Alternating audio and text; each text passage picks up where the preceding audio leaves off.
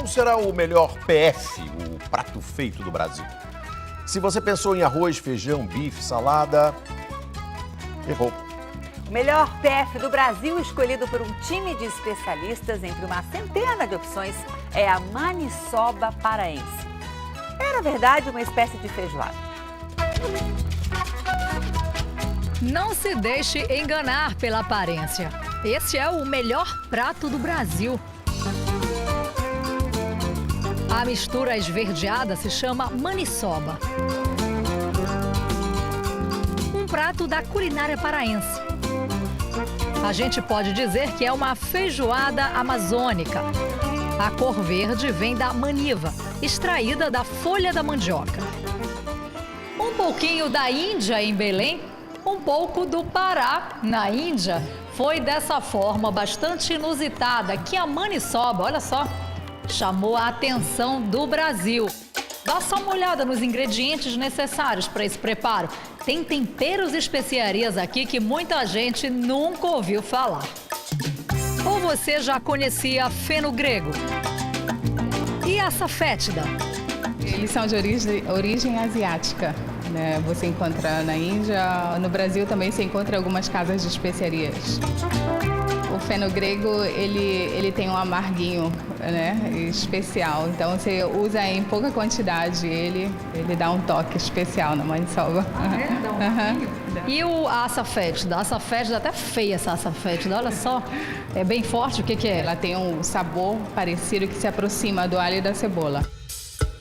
O prato tão popular no norte do país ganhou uma receita especial vegetariana. A nova versão conquistou o prêmio de melhor PF do Brasil. Antes dos segredos e detalhes desta nova maniçoba, um aperitivo com aquela que o povo do Pará adora. Nós estamos na cozinha de um restaurante que tem no cardápio a maniçoba tradicional. Olha só quanto entulho vai nessa maniçoba. Deixa eu explicar melhor. Entulho aqui no Pará são todas as carnes de porco usadas no preparo da maniçoba. Aquela parte mais gordurosa e também mais saborosa. 10 entulhos aqui, tudo de porco, charque, orelha, rabo, costela, pé, paio, bacon, chouriço, lombo e aqui a maniva pré-cozida, que já está aqui na panela, começando a ser preparada. Olha só, a maniva aqui, a panela fumegante. A nossa feijoada paraense. Com a diferença da maniva, né? Bem diferente dessa, a chefe Ivaneide Machado, vegetariana há mais de 20 anos, criou uma maniçoba do jeito dela. A vegetariana como é usado carne de soja, proteína de soja, salsicha. Depois de ingerir, você não sente tanto peso, ou você sente mais leve, né? O que chefe nenhum discute é o valor desta folha, a maniva. Sem ela, a maniçoba seria apenas mais uma feijoada. Por isso, fomos até a lavoura conhecer melhor de onde vem esse sabor tão exótico. É aqui que tudo começa. Olha só, estamos numa plantação de mandioca. Em alguns locais do Brasil é chamado também de macaxeira ou de aipim. E ó, tá ali embaixo. A mandioca tá ali embaixo. Aqui, essa planta que cresce, essa folha aqui, essa que é a maniva. É daqui que é feita a maniçoba. Tudo se aproveita nesta planta tipicamente brasileira. A raiz vira farinha e um caldo amarelo, conhecido aqui no norte como tucupi. Já com a folha, é preciso cuidado. Ela é venenosa. Quem compra e vende a maniva nas feiras de Belém já sabe. Para eliminar todo o veneno, é preciso deixar a folha 7 dias no fogo. Só depois disso ela perde todo o ácido cianídrico. Sem este cuidado, pode até matar por intoxicação. Levamos a nutricionista Tayane Albuquerque ao maior e mais conhecido mercado de Belém, o Ver o Peso. Olhando assim, né? Verdinha, parece um espinafre ou uma couve. Que propriedades tem a folha da maniva? A folha da maniva, ela é realmente muito rica em ferro, em zinco, em manganês. Então, o vegetal, de uma forma geral, ele é saudável. E a gente precisa realmente eliminar a toxicidade da folha. A maniçoba premiada também precisou passar por todo esse processo. prato lindo, hein? Eu tô com água na boca, louca para experimentar. Chegou o momento mais gostoso da reportagem, experimentar. Vamos lá. Muito bom. Para vocês não acharem que é exagero, é uma mistura que deu certo. Não acreditei também, fiquei surpresa. Conselho de paraense. Se alguém lhe oferecer maniçoba, esqueça a aparência e aproveite. Uma das vozes mais conhecidas e mais queridas do Brasil se calou neste fim de semana. Acompanhe agora a homenagem do Domingo Espetacular a Luciano do Vale. O esporte tem muitas vozes, mas a dele todos conheciam.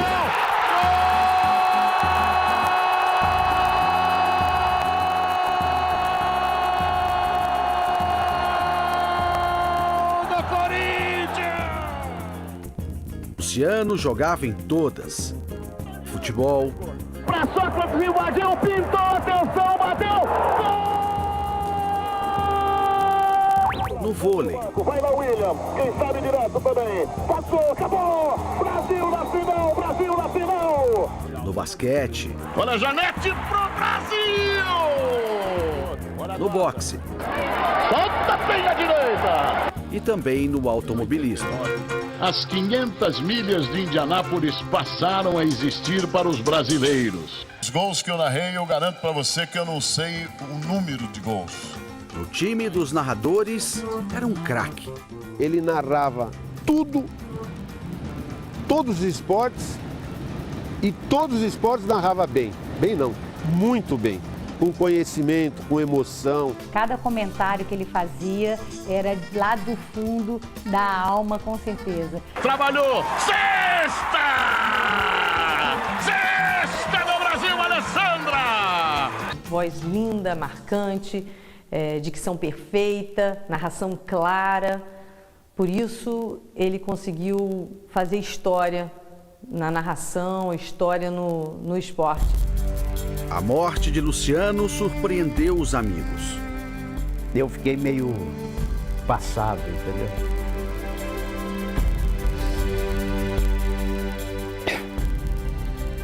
É um choque muito grande. É muito difícil absorver uma notícia dessa, porque é a notícia de um amigo, de um companheiro, de um mestre de tantos anos. Eu recebi a notícia completamente incrédula, né? Como assim? Ele está indo trabalhar, ele vai narrar. Luciano narraria Corinthians e Atlético Mineiro na primeira rodada do Campeonato Brasileiro. Passou mal a caminho de Uberlândia, como mostra o repórter Luiz Gustavo.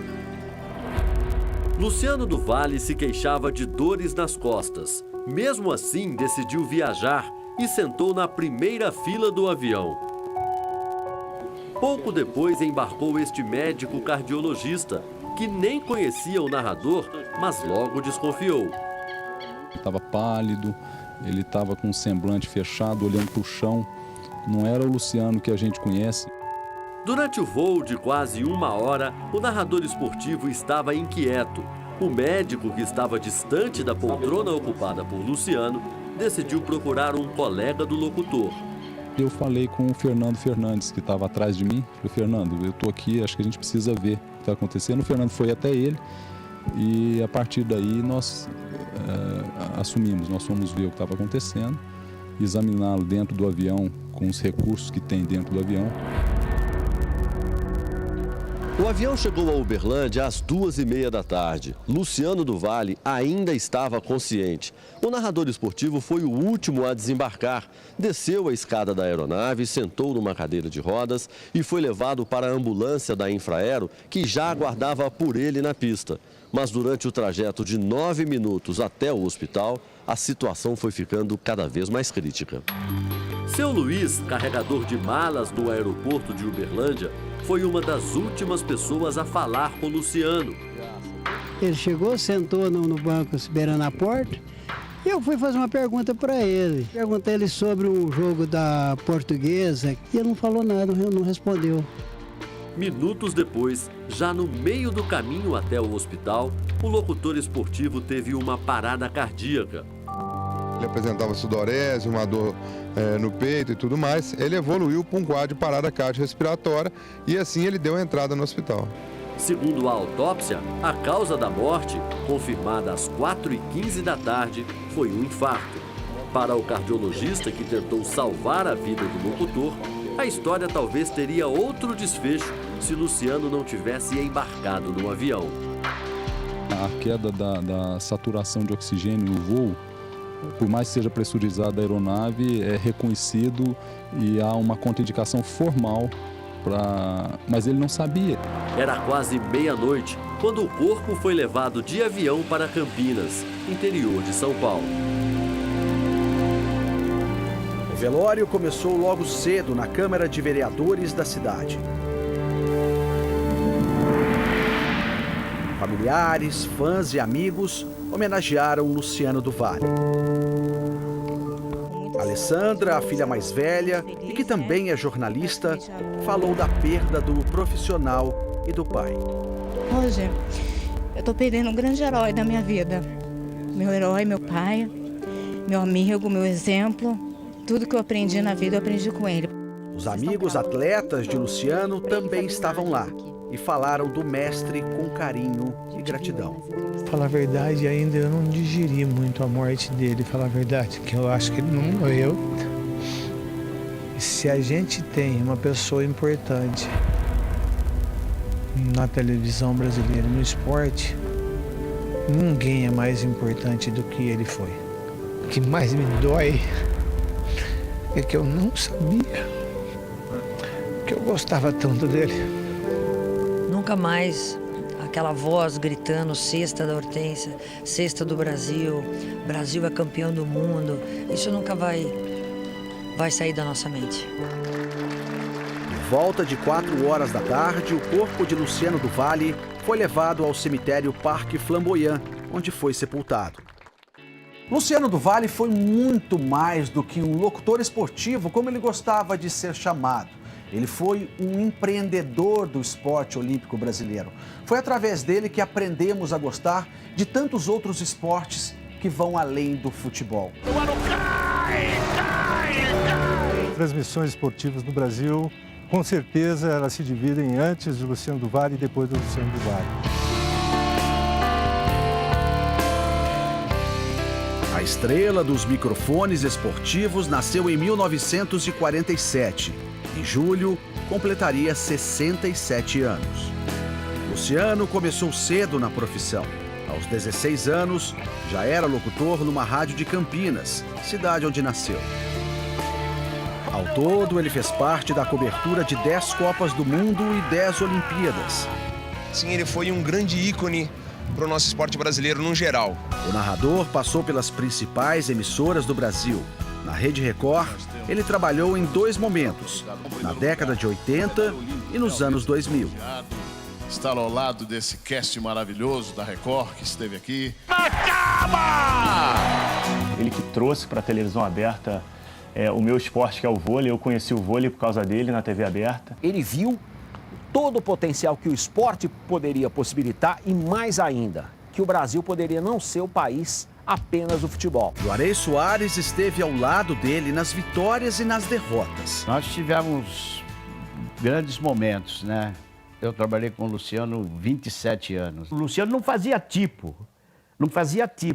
Se ele estava nervoso na transmissão, ele estava. Se ele estava vibrando, ele estava. Se ele estava chateado porque o Brasil estava perdendo, ele estava chateado.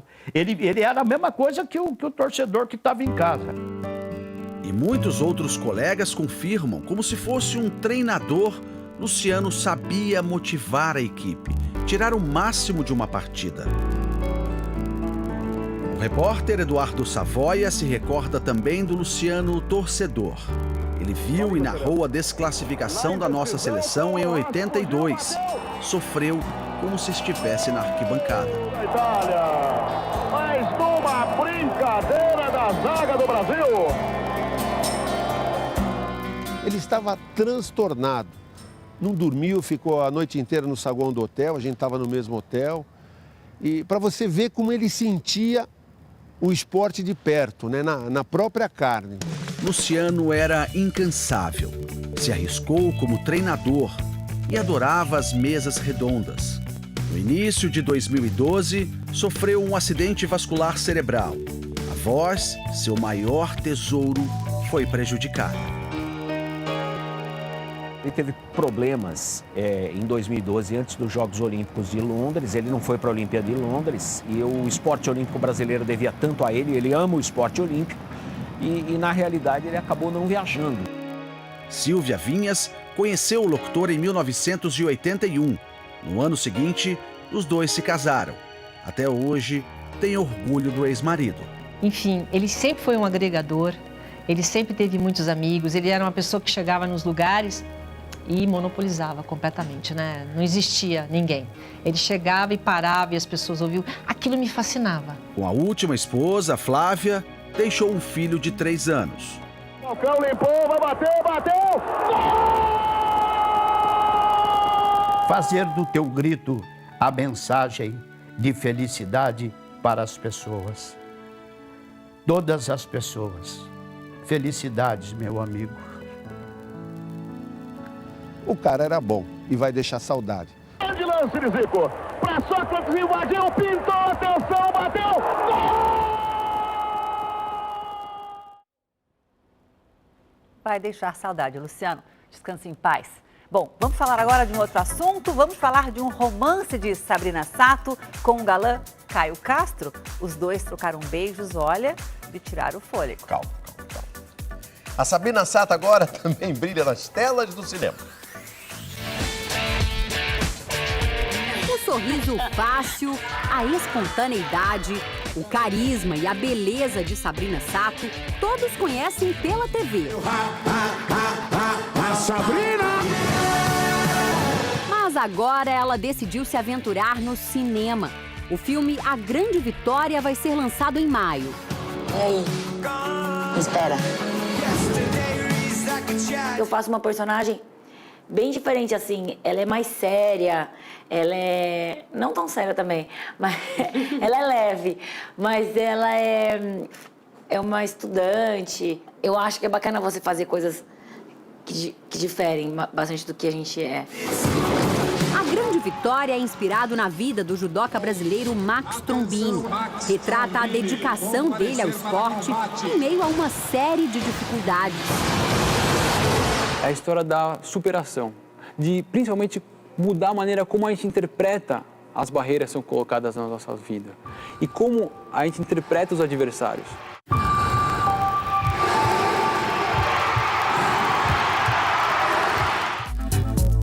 Sabrina acaba de completar 1 ano de namoro com o empresário e ator João Vicente de Castro.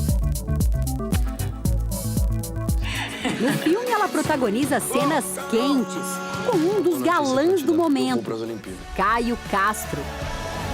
Contracenar com o Caio Castro, que mulher não gostaria, né? O João ficou com ciúme? Não, o João é super tranquilo.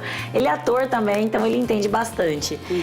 Mas assim, o Caio surpreendeu bastante, até o diretor, todo mundo também.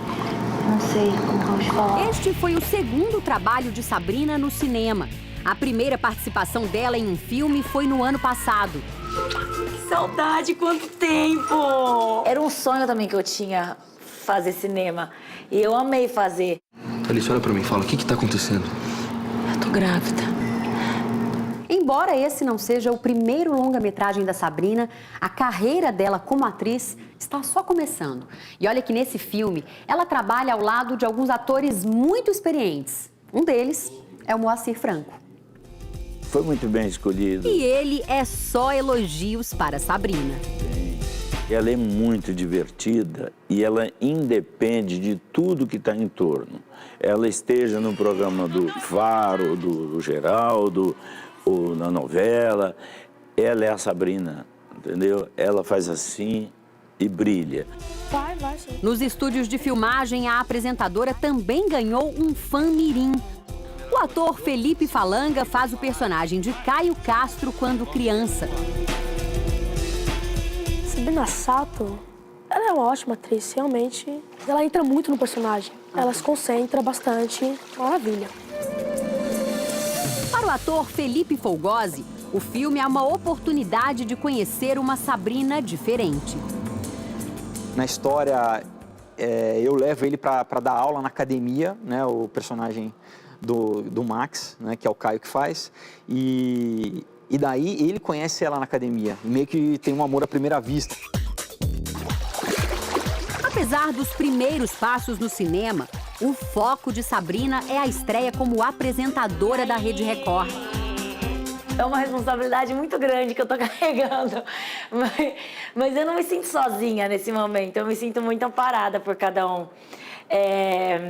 Então eu tô muito feliz, é um momento muito especial. Sabrina está longe de ser novata na TV, mas nunca apresentou um programa sozinha. Confessa que ainda está se acostumando com alguns acessórios novos, como o TP ou teleprompter. É um monitor que exibe o texto lido pelos apresentadores. Eu não estava acostumada com o TP, a olhar para a câmera e lendo. Mas sabia que eu tô gostando?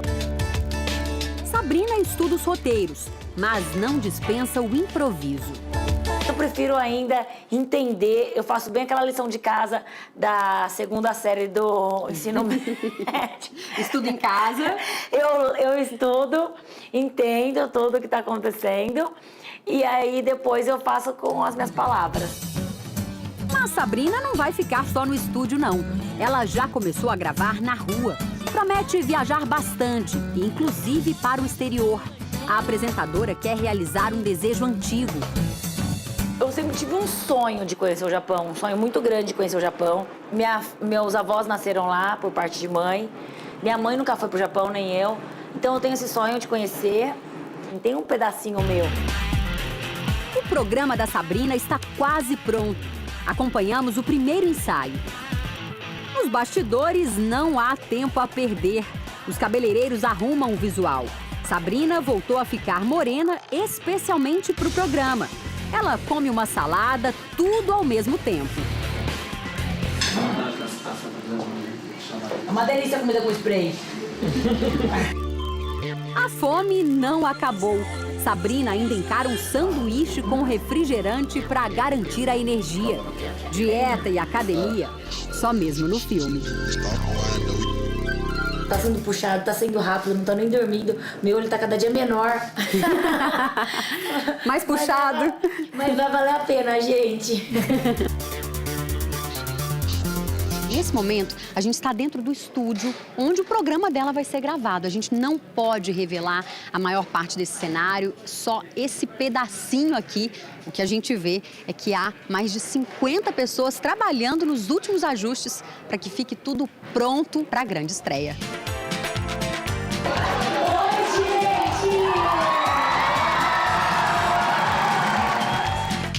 E anote aí. O programa da Sabrina estreia no próximo sábado, às 8h30 da noite. Se depender dos fãs, vai ser um sucesso.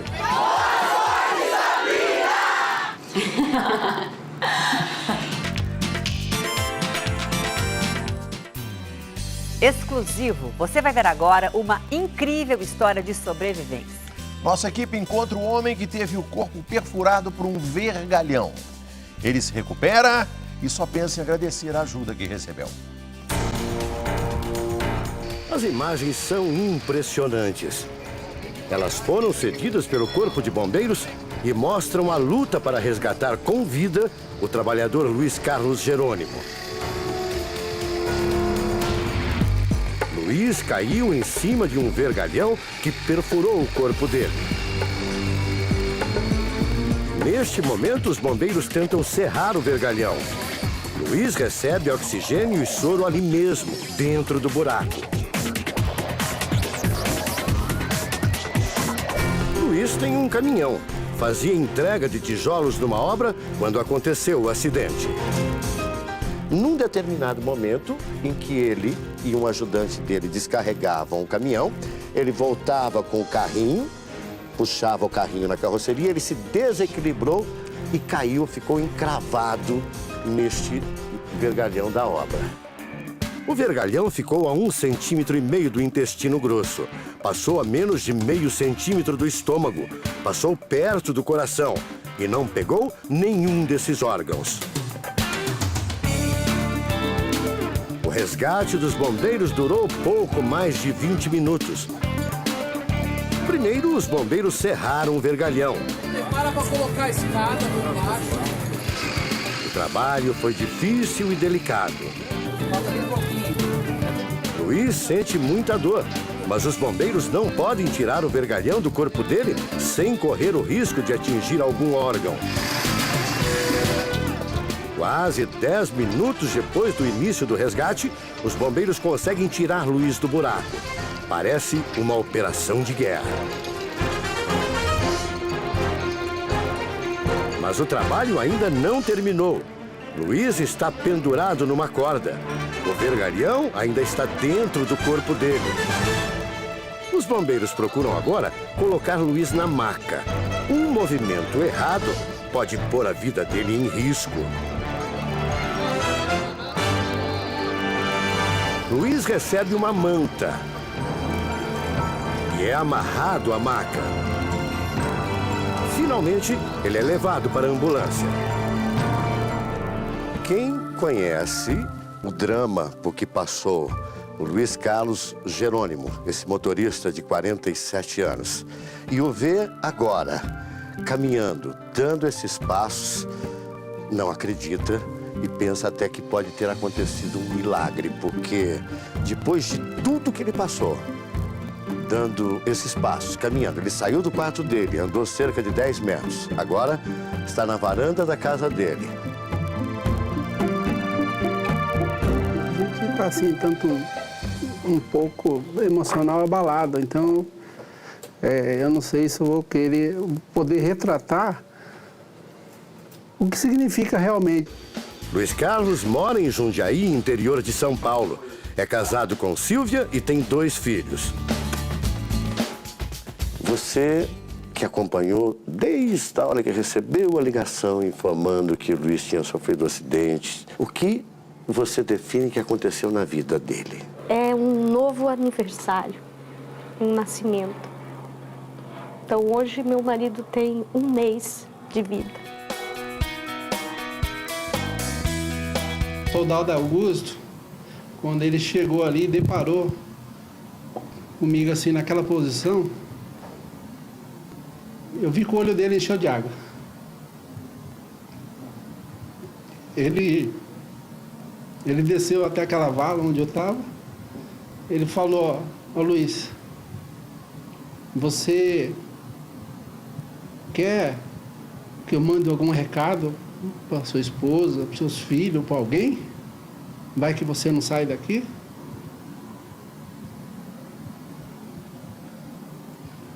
Deus já tinha falado comigo. Eu peguei e falei para ele assim, ó, eu vou sair daqui, eu não preciso dar recado nenhum. Ele colocou a mão na minha cabeça e falou: nós vamos sair junto. Agora eu vi a sua força, nós vamos sair junto. É já, ele falou, nós vamos começar a tirar você daqui. Você ficou consciente o tempo todo? Consciente o tempo todo. O que parecia impossível aconteceu. Luiz conseguiu sobreviver. Ele ficou apenas com algumas cicatrizes e uma lesão na bacia. Agora, quer agradecer às pessoas que ajudaram a salvar a vida dele. O Luiz Carlos Jerônimo está, neste momento, de volta ao Hospital das Clínicas, acompanhado do filho de Jonathan, da mulher dele, a Silvia, para um encontro com o cirurgião, o médico que fez parte da equipe que cuidou dele. Como é que foi a cirurgia? Foi muito complicada? Foi impressionante, de verdade. Teve muita sorte ele de não ter lesado nenhuma estrutura vital, assim, importante, apesar de ter passado perto de muita coisa, né? Luiz se emociona ao lembrar o momento em que acordou da cirurgia. Acordei na UTI. Eu lembro que tinha um médico que estava me examinando ali, eu acordei. Ele falou assim: você é um cara de sorte. Sorte. Ele se emociona ao falar. Daí eu falei para ele: doutor, sorte eu teria se não tivesse caído naquele buraco. A palavra não é sorte. Eu acho que existe um Deus que guiou tudo. De alguma forma ele fez com que eu passasse aquilo ali porque tinha que passar.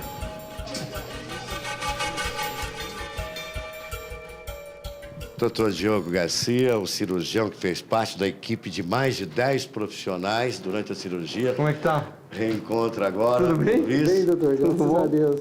Firme? Bom te ver. Legal. Só tenho a agradecer, eu queria abraçar cada um deles e agradecer mesmo, que Deus retribua tudo que vocês fizeram por mim.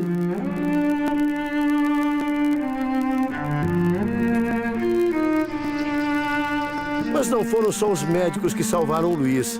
É hora de fazer uma visita aos bombeiros que trabalharam no resgate. Eles estão aqui. Obrigado. Parabéns, viu? Parabéns. Eu admiro o serviço de vocês. Parabéns. Obrigado pelo que vocês fizeram lá. Parabéns mesmo. Ele está visivelmente emocionado, dá um abraço apertado nos homens que deram a ele, lutaram pela vida. Soldado Augusto Freitas, a gente percebe que bombeiro também é ser humano como outro qualquer e tem emoção. É emocionante esse momento, né, capitão? Na hora, não tem tanta emoção. A gente age e a preocupação é salvar.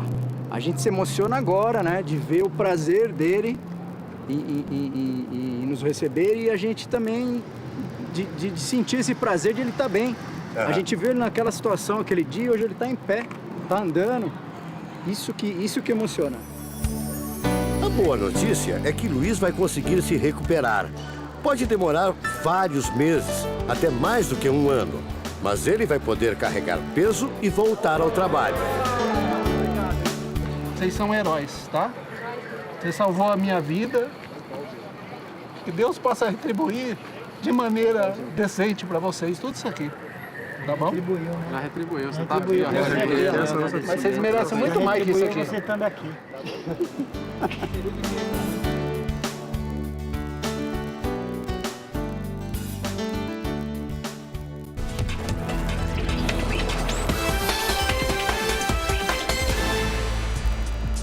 A morte do menino Bernardo, de 11 anos. A polícia suspeita da própria família. E o Brasil se pergunta, o que aconteceu de fato nesse crime tão cruel? O pai e a madrasta de Bernardo estão presos? Veja na reportagem da semana. Um menino carinhoso, tranquilo, sorridente. Bernardo Glione Boldrini era o xodó dos professores em uma escola particular na cidade gaúcha de Três Passos. Ele chegava aqui em casa e dava abraço apertado na gente, e queria abraço. O sorriso dele era um sorriso lindo. A gente olhava para ele e ele era um menino que a gente via só pureza, via só felicidade. Um menino muito alegre, um menino que era amigo de todos, sempre muito prestativo. Mas a partir dessa semana, o garoto se tornou o personagem principal de uma história que revoltou primeiro os 20 mil moradores dessa pequena cidade. Um crime que em poucas horas comoveu todo o Brasil. Imagina uma criança com a idade que ele tinha, uma criança calma, tranquila, que poderia ser uma criança muito revoltada, e ele não tinha nada disso. Os acusados pelo crime são o pai do garoto, o médico Leandro Boldrini, a madrasta, a enfermeira Graciele Ugolini e uma amiga dela, a assistente social Edelvânia Viganovics. Os três estão presos. Em frente à casa da família, amigos e vizinhos ainda não acreditam no que aconteceu.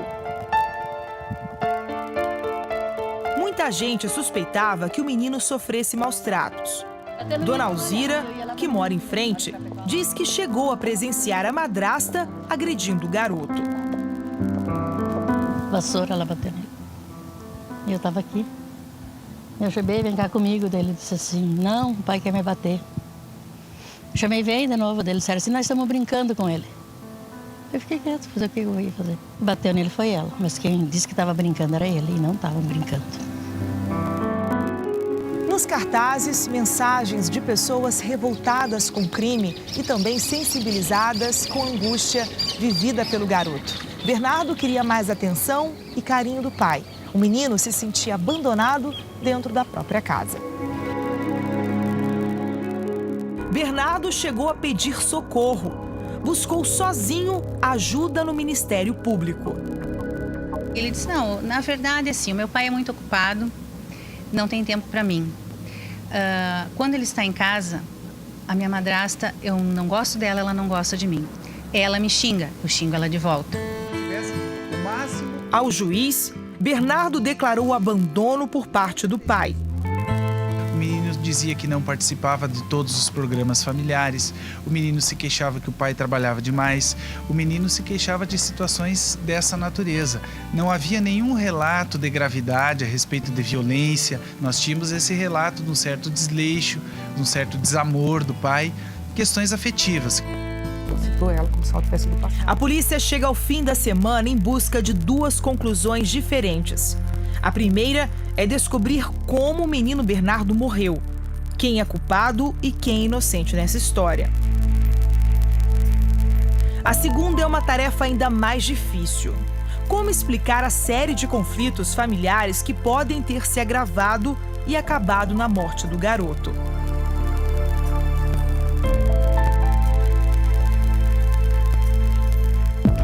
A família de Bernardo pode ser considerada de classe alta.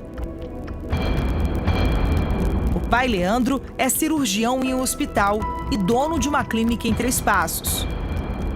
Assim como a madrasta, a mãe do menino também era enfermeira. Odilane Uglione morreu há 4 anos, quando Bernardo tinha apenas 7.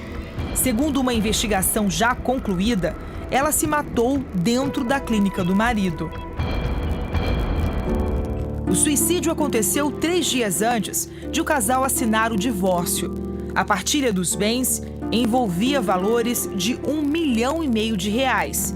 A mãe de Bernardo também pedia R$8 mil por mês como pensão. Que ele contou na época. Uma ex-funcionária da clínica lembra como foi o dia da morte da mãe de Bernardo.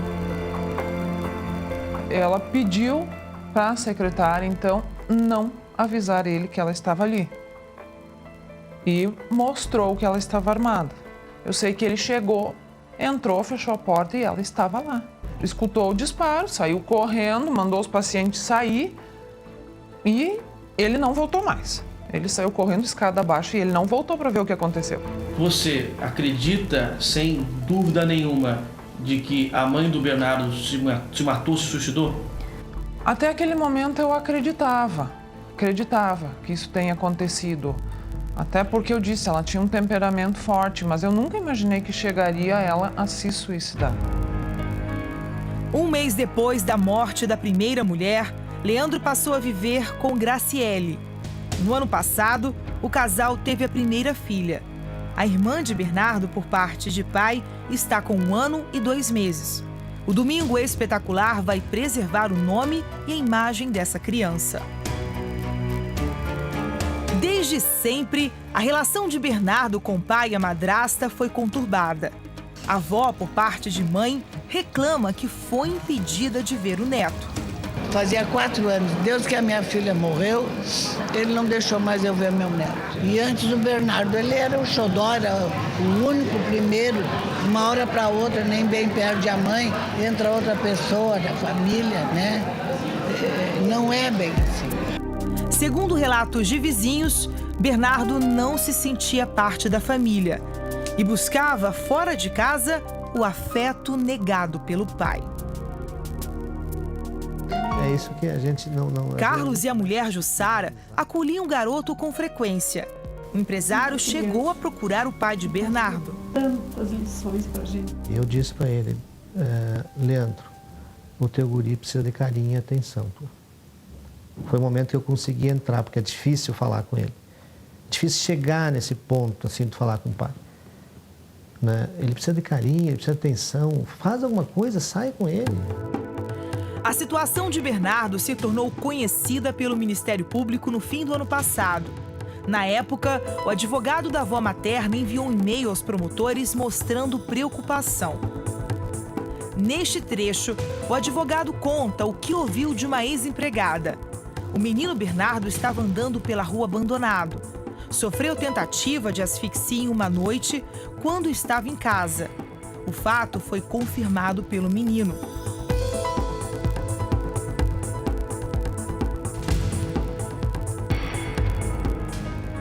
Bernardo esteve em casa pela última vez no dia 4 de abril. Era uma sexta-feira. Nesse mesmo dia, um fato chamou a atenção da polícia. Graciele, a madrasta, foi até a cidade de Frederico Westphalen, a 80 quilômetros de Três Passos. O carro da madrasta dele foi parado aqui nessa rodovia por uma equipe da Polícia Rodoviária Estadual por excesso de velocidade. O agente que aplicou a multa disse ter visto o menino no banco de trás do veículo. Este radar flagrou o carro a mais de 110 quilômetros na estrada, a 1h da tarde de 4 de abril. O policial não esquece a imagem do menino. Até o momento da abordagem eu não sabia, né? Mas depois, quando foi a divulgação das fotos, das imagens, sim, era ela e o garoto. O garoto estava normal, sentado no banco de trás, atrás do condutor, com o cinto. Normal, assim, não deu para notar nada de diferença. Se a gente soubesse que estava prestes a acontecer um crime, com certeza a gente teria evitado. Segundo a polícia, Bernardo foi morto pouco depois, entre 2 e 3h30 daquela tarde. O corpo de Bernardo foi encontrado neste matagal. Foram 10 dias de buscas. Ele estava em um saco plástico, enterrado nesta área de difícil acesso. A polícia só conseguiu chegar até aqui porque a amiga da madrasta, acusada de ser cúmplice no crime, indicou o local. A assistente social Edelvânia Virganovics não estava no carro no momento em que Graciele foi parada. Ela teria se reunido com a madrasta depois. Dos 3 suspeitos, Edelvânia é a única que confessa envolvimento no crime. Ela diz que participou de tudo junto com a madrasta. Revelou que o menino foi morto com uma injeção letal.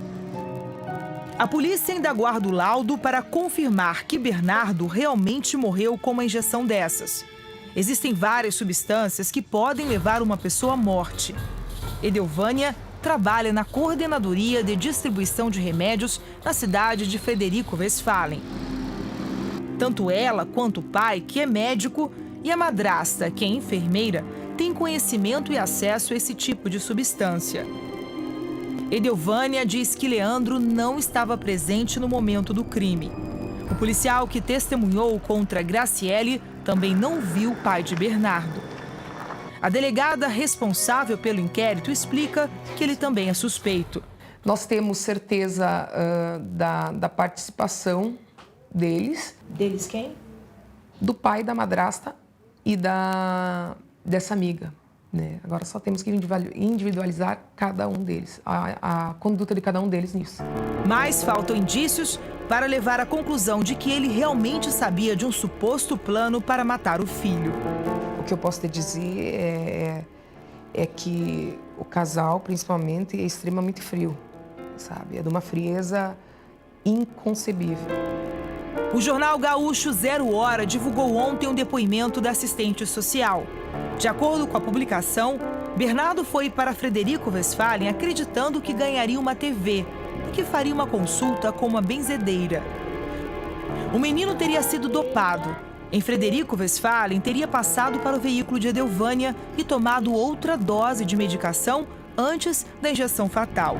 No depoimento, lemos que mandaram ele deitar sobre uma toalha de banho de cor azul, que Kelly aplicou na veia do braço esquerdo com uma seringa, e ele foi apagando. Kelly é o apelido de Graciele, a madrasta. A assistente social ainda falou mais. Ela e Kelly teriam colocado o menino em um buraco. Kelly teria jogado soda cáustica no corpo. Ela teria colocado pedras. Edelvânia acha que Bernardo já estava morto. Ela não viu se a madrasta checou a pulsação do menino. A cúmplice ainda disse que agiu por dinheiro. Teria recebido a promessa de R$90 mil. As imagens de uma loja estão sendo analisadas pelos investigadores. Elas foram gravadas pouco depois do horário em que se acredita que Bernardo foi morto e mostram a madrasta fazendo compras. Eram 4 horas da tarde quando a enfermeira Graciele deixou a loja de eletrodomésticos. Ela estava sozinha e veio aqui comprar um aparelho de TV. A movimentação dela foi gravada por câmeras de segurança do estabelecimento. De acordo com testemunhas e de quem analisou as imagens, ela estava inquieta e não parava de falar ao celular. No dia seguinte à morte do garoto, Leandro e Graciele estiveram nesta festa, numa cidade vizinha. A atitude parece estranha para um pai cujo filho estava desaparecido há um dia. Mas, segundo Leandro disse à polícia, Bernardo foi passar o fim de semana na casa de um amigo e, por isso, ele não se preocupou. A festa foi numa noite de sábado. Todos se divertiram ao som da música eletrônica. Cada um pagou R$60 para ficar no camarote. Esta produtora do evento testemunhou a presença do casal. Eles estavam na festa, naquela noite, né? Estavam no camarote lá. Eu vi eles no momento que eu fui cumprimentar amigos meus, né? Que estavam no camarote, então eu vi que eles estavam na mesa ao lado. Eles estavam dançando, enfim, aproveitando ali a festa à noite, como todas as pessoas que estavam no local. A gente não tinha o conhecimento do fato, então para nós nada de anormal, né? Até aquela data. No dia 6 de abril, no domingo, o pai de Bernardo avisou a polícia que o menino estava desaparecido.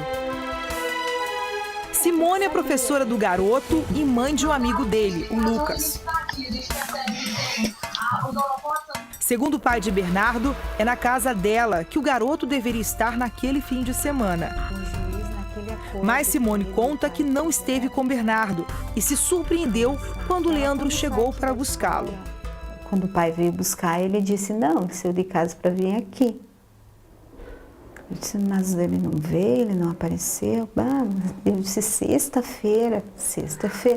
Mas ele levou roupa para todos esses dias? Não sei. Mas ele saiu a pé, saiu de bicicleta? Não sei. E ele ainda me disse, esse piá não levou o celular, não posso ligar.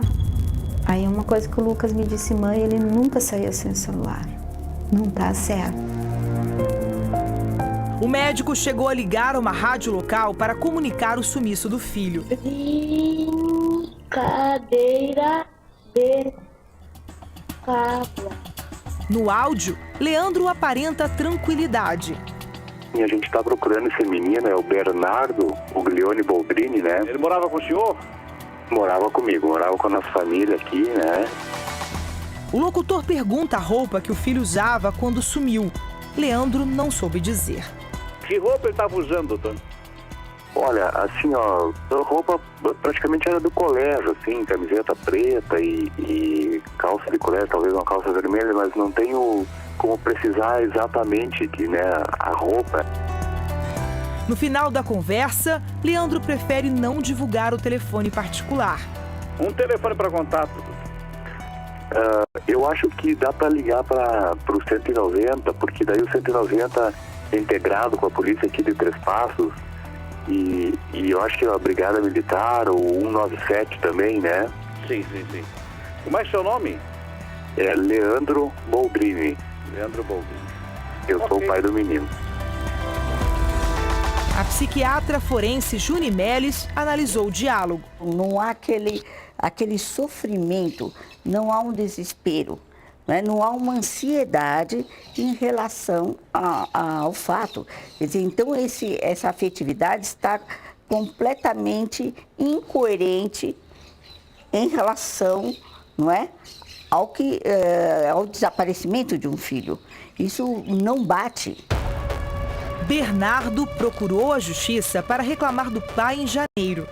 O menino foi sozinho ao Fórum de Três Passos. A promotora Dinamarça de Oliveira conta o que ouviu do garoto. Eu acho até que talvez ele não goste de mim porque ele não me dá atenção. Então, eu prefiro ir para uma casa onde eu tenha atenção. final desse diálogo, ele estava sentado no meu colo, me deu um abraço bem apertado, agradeceu que eu ia ajudar a mudar a vida dele. O caso foi encaminhado ao juiz Fernando Vieira Santos. Em fevereiro, ele intimou o pai do garoto. A ideia era tentar melhorar o relacionamento.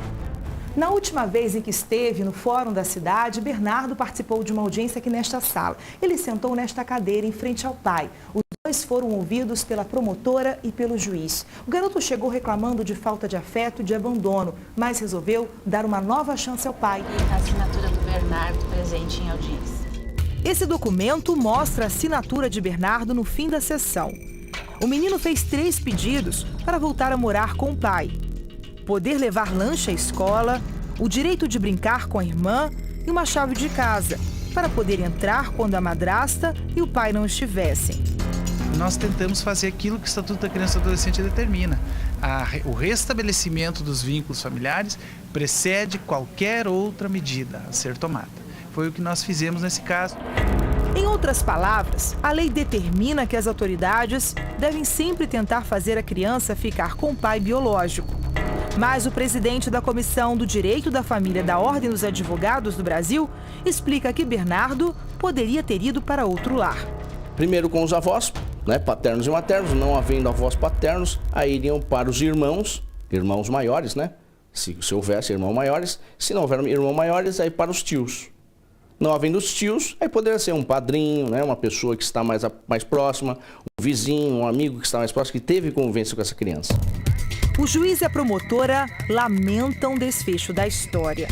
Infelizmente não tivemos sucesso, isso nos dói como ser humano, dói como magistrado, dói como pessoa saber que não deu certo e saber que terminou dessa forma. Até me emociono porque eu disse a ele que eu não tinha um menino, eu tenho 2 meninas, né? E que é uma pena que eu, trabalhando no processo dele, ele não poderia ir para minha casa. Porque lá tinha o bichinho de estimação que ele queria, tinha bastante barulho, bastante gente e seria muito bem acolhido. E ele disse para mim, não posso. Eu digo, não pode, porque eu vou fazer o processo para ti, então eu não posso, por lei eu não posso. Mas tu pode ir lá na minha casa quando quiser.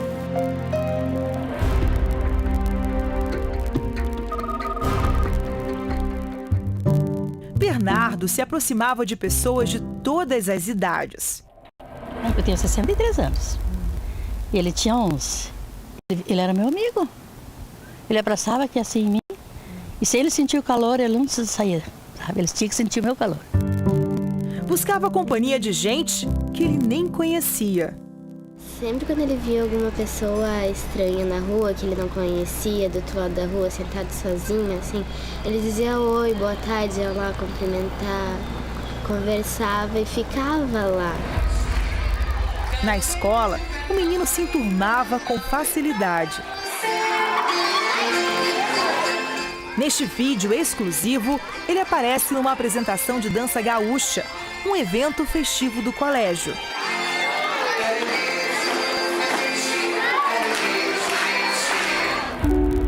Aqui nesta foto, Bernardo está com outros amigos da escola. Eles tinham acabado de vencer um torneio de futebol. O amigo Lucas tem uma gravação. Ele e Bernardo estão juntos, brincam na frente do computador. Os dois se divertem, fazem caretas, sorriem. Eu sei que a gente gostava muito dele, as portas aqui de casa estavam sempre abertas para ele. Vão continuar estando. O Lucas não está aqui, pediu que eu dissesse que ele gostava muito do Bernardo. Silvete também dava aulas a Bernardo. Ela gravou este vídeo em 2011, quando o garoto ainda estava aprendendo a ler. Vamos ler. Abacará. Este ano, ela voltou a ensinar Bernardo e ficou orgulhosa com o progresso do aluno. E o que me emocionou muito foi no primeiro dia de aula que eu fiz uma dinâmica e ele pegou o maior texto e leu, tá? Então, me emocionou demais. Carlos e Jussara conheciam Bernardo desde pequeno. O menino costumava visitar o casal com frequência. Ele nunca falou mal do pai dele em todos esses anos que ficou mais próximo de nós. Ele nunca fez isso. Ele queria só mais atenção. Ele queria participar daquela família, que era a família dele, né? Então ele tinha essa carência. O inquérito sobre a morte de Bernardo está em segredo de justiça. O advogado do pai de Bernardo acabou de assumir o caso e ainda não está familiarizado com o processo. Até agora, o pai e a madrasta afirmam-se inocentes. No Dia das Mães, Jussara recebeu uma homenagem.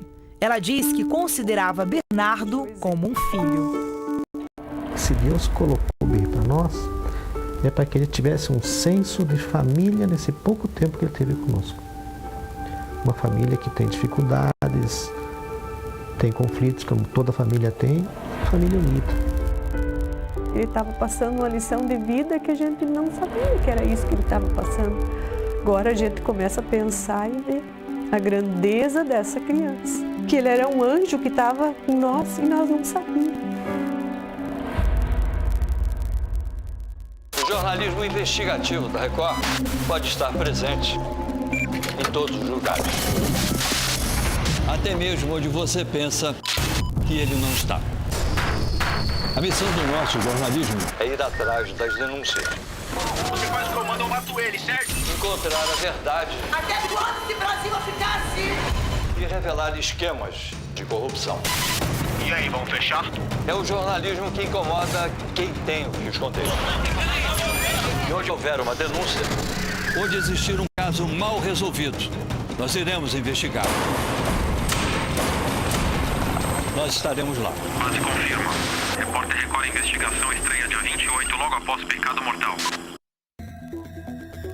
Exclusivo, você vai acompanhar agora os bastidores de uma investigação que esclareceu a morte de um policial militar 1 ano depois do crime. Saiba agora como o acusado foi encontrado e por que ele acabou nas ruas, mesmo depois de ter sido incriminado. Adriano Figueiredo Araújo, 26 anos. Especialista em saidinha de banco, o golpe em que os criminosos abordam pessoas que acabaram de sacar dinheiro em caixas eletrônicos. Um criminoso já condenado a 13 anos de cadeia porque quase matou uma vítima em um assalto dessa modalidade. Agora, ele pode pegar mais 30 anos de prisão. Adriano é apontado como autor de um assassinato que intrigava a polícia há 1 ano e 3 meses. A morte do policial militar aposentado Edmar Alves de Sena. Esse indivíduo acabou com a família, né? Nós estamos tentando se reestruturar ainda, porque foram 1 ano e 3 meses, né? Então, assim, o indivíduo tem que sair da sociedade, não tem condições. Porque meu marido acho que não vai ser nem o primeiro nem o último, né?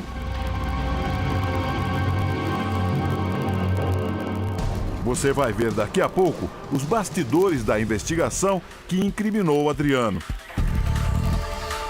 Antes, uma outra história de ataque a um policial que virou notícia essa semana. Ciro Nésio, de 28 anos, estava de folga. Ele é soldado da Polícia Militar de Minas Gerais.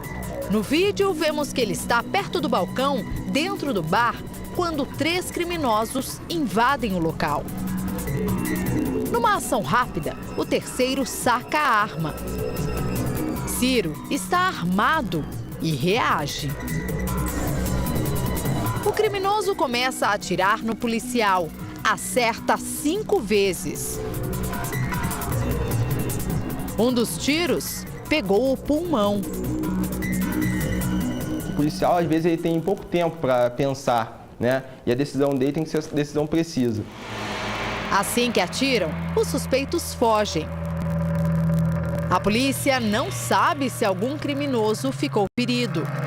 Alguns indivíduos foram reconhecidos num reconhecimento preliminar, né? Deve ser confirmado pessoalmente, mas há suspeitos sim sendo investigados. São realmente indivíduos que já têm passagens, indivíduos que atuam especificamente no crime de contra o patrimônio, roubo, né?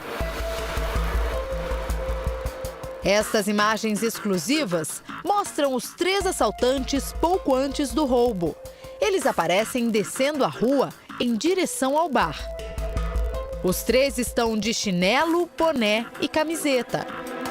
Aparentam ser jovens. Esta outra câmera registra momentos depois do ataque. Um deles ainda está com a arma nas mãos. Esta é a rua por onde os criminosos passaram. Um lugar basicamente residencial, cercado por prédios e com pouca iluminação. Mas muito perto de uma das regiões mais badaladas de Belo Horizonte. Nesta rua, há vários bares e eles escolheram exatamente o primeiro que encontraram para invadir. 2 clientes também ficaram feridos e já receberam alta do hospital. O policial está internado em situação estável no Hospital Militar de Belo Horizonte. A mulher e os irmãos têm medo de falar sobre o assunto. É normal da família sempre ter um pouco de receio, até porque os indivíduos autores ainda estão soltos. Isso traz uma sensação de talvez de insegurança momentânea, principalmente para os familiares, né? Porque o policial ele escolhe a profissão, mas a família do policial não.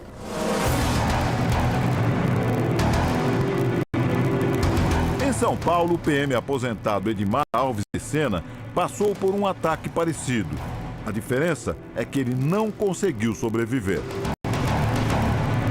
O crime aconteceu aqui na Zona Sul de São Paulo. Edmar saiu de um banco com R$ 9.800. Ele ainda passou em uma loja dessa rua para retirar mais dinheiro.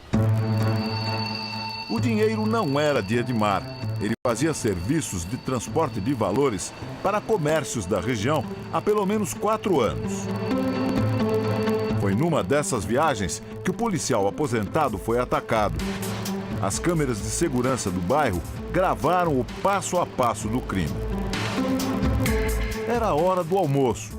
Edmar para a moto neste semáforo. No sinal verde, ele atravessa a rua.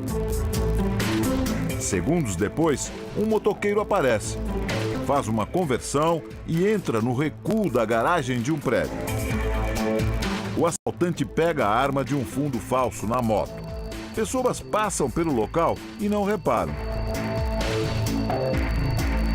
Ele sobe no veículo e logo para na faixa de pedestre.